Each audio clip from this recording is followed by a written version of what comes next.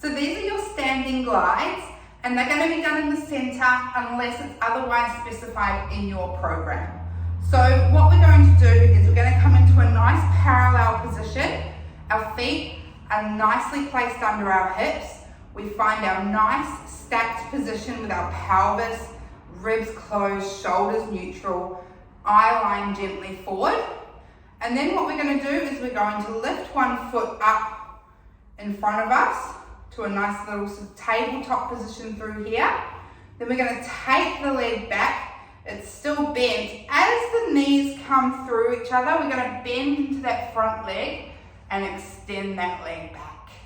We're going to bring it back through and standing on up. Now, there's a few things to think of when we're thinking about this movement. First one is that we want to keep this pelvis nice and stable as we lift through the front here. Everything stays still. Then we bend and we want to get into this nice long line here. So we want to have a nice line from tip of the head to the toes, parallel, so we're not opening through that hip, and there's just a gentle bend in that knee, and it's drifting forward and over the toes. It doesn't have to, it's not necessarily a big bend, but we're not letting that knee drop in or roll out, okay? So it's all about that alignment of allowing our leg to come up. As it swishes through, we're bending and extending, coming on up. Now I like to have my hands on my hips here, so I can really feel like they're staying stable and I can see if I'm opening up or wobbling around too much.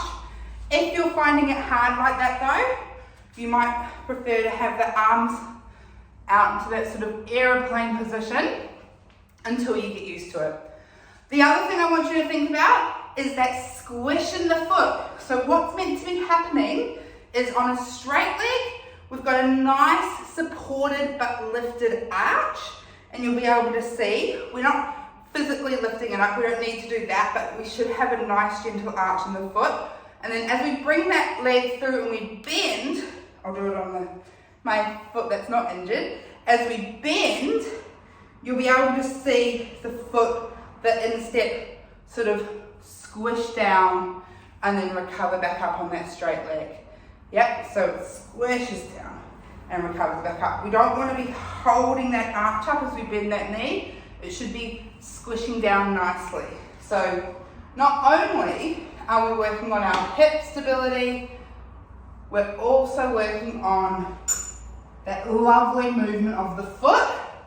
So we get some really nice movement through there, which is really important for all of our dancing.